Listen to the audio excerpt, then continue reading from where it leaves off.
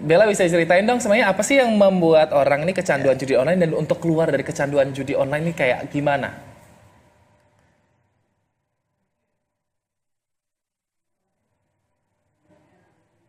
Saya melihat kok ini berita saban hari soal judi aja. Nggak lah judi online, judi bola, judi ayam gitu ya, sabung ayam gitu. Tiap hari pokoknya berita itu soal judi aja. Nah saya juga bingung, ini kenapa sih sebenarnya judi ini bisa marak terjadi. Padahal sebenarnya pemerintah kita juga sudah sering melakukan sosialisasi dan juga edukasi bahwa judi itu sebenarnya merugikan. Dan ini juga masuk dalam ranah tindak pidana seperti itu ya. Nah untuk itu pagi-pagi ini saya sudah datang di kediaman seorang psikolog klinis ya. Kita mau ngobrol-ngobrol nih. Di sini sudah ada bersama dengan saya Ibu Cassandra Putranto. Kring, nggak usah jauh-jauh. Dia udah ada di sini. Agus juga Wilson. Nah Ibu, Selamat pagi. iya selamat pagi. Bentar dulu ya. Bukan Jogja doang yang bisa sarapan tadi ya Ibu ya. Kita di sini juga ada sarapan, ada teh manisnya Ibu ya. Dan juga ada cemilan tersedia di sini Agung dan juga Wilson. Nah sambil kita teh cantik nih ya Ibu ya. Sambil kita sarapan cantik nih. Pagi-pagi Agung sama Wilson mau nanya nih Bu Sandra. Kenapa kemudian judi itu marak banget sih terjadi, sering banget terjadi. Padahal kan sebenarnya pemerintah tuh udah sering mengedukasi dan juga memberikan sosialisasi kepada kita bahwa sebenarnya judi itu merugikan. Mungkin bisa dijawab sedikit oleh Bu Cassandra. Iya, bahkan sebenarnya bukan dari terakhir-terakhir ya. Kalau kita ingat dari 20-30 tahun yang lalu, bukan hanya pemerintah ya, bahkan tokoh-tokoh musik itu juga sampai bikin lagu ya yang menyebutkan bahaya judi. Tapi kan kembali lagi dari sisi psikologi klinis ya, kebetulan ekspertis keahlian saya dan juga psikolog forensik, bahwa ada pemahaman dan mungkin dasar untuk bisa memahami ya mengapa judi online, kecanduan judi online ini menjadi sebuah perhatian dari masyarakat Indonesia. Nah, bahwa ini terkait dengan sebuah gangguan, yaitu gangguan adiksi.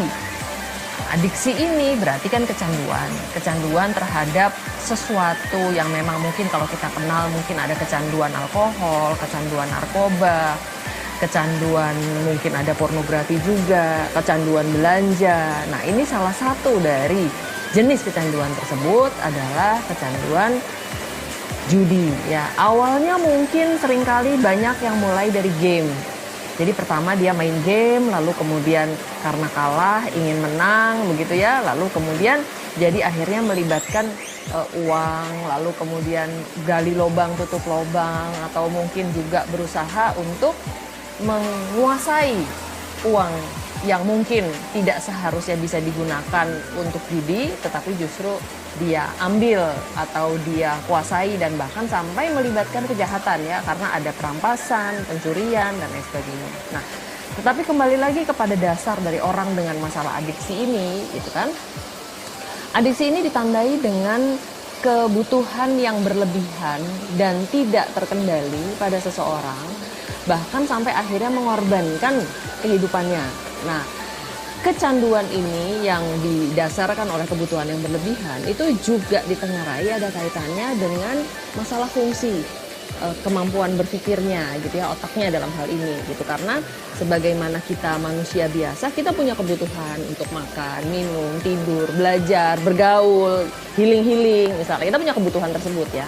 Dan semua hal yang kita jalankan dalam kehidupan itu kan memberi rasa nyaman, rasa senang, rasa bahagia. Nah, bagi orang yang normal, melakukan hal-hal tertentu sudah membahagiakan ya. Bangun pagi, olahraga, ibadah, bekerja, mungkin punya pasangan, punya teman gitu. Itu bahagia, senang gitu ya dalam hatinya, dan dalam otaknya itu keluarlah yang namanya dopamin gitu ya.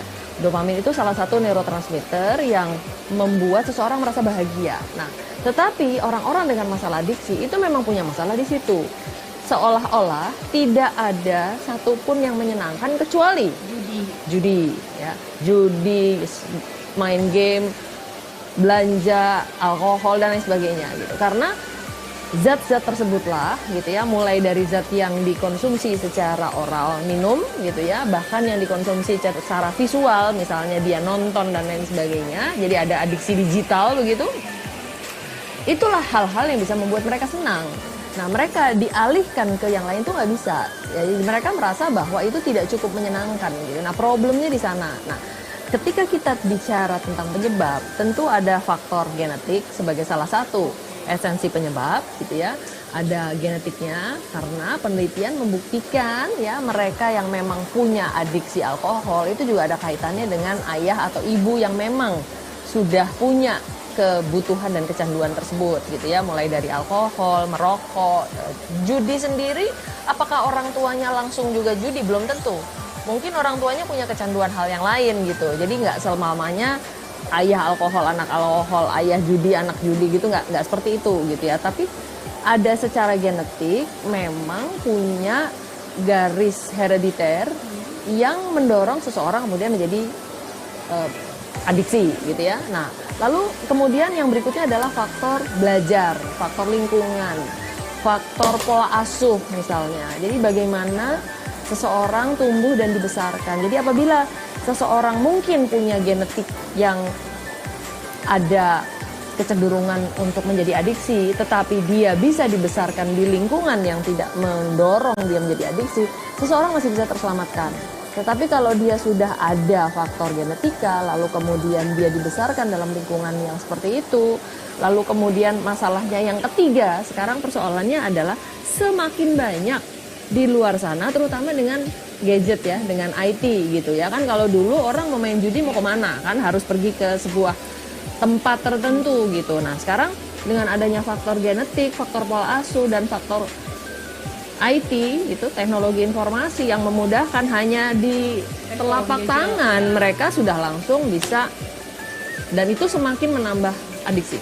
Nah itu dia Agung dan juga Wilson ya, jawaban kenapa kemudian orang bisa sampai kecanduan untuk judi seperti itu. Dan tadi Ibu sudah sampaikan ini memang ada faktor keturunan ya Bu ya, kemudian juga pola asuh. Dan terkait dengan pola asuh ini mungkin juga orang tua, keluarga dan orang terdekat ini bisa membantu supaya si pejudi ini atau memang anggota keluarga yang sangat suka adiksi judi ini bisa kemudian berhenti dan tidak lagi melakukan hal tersebut gitu ya Bu ya.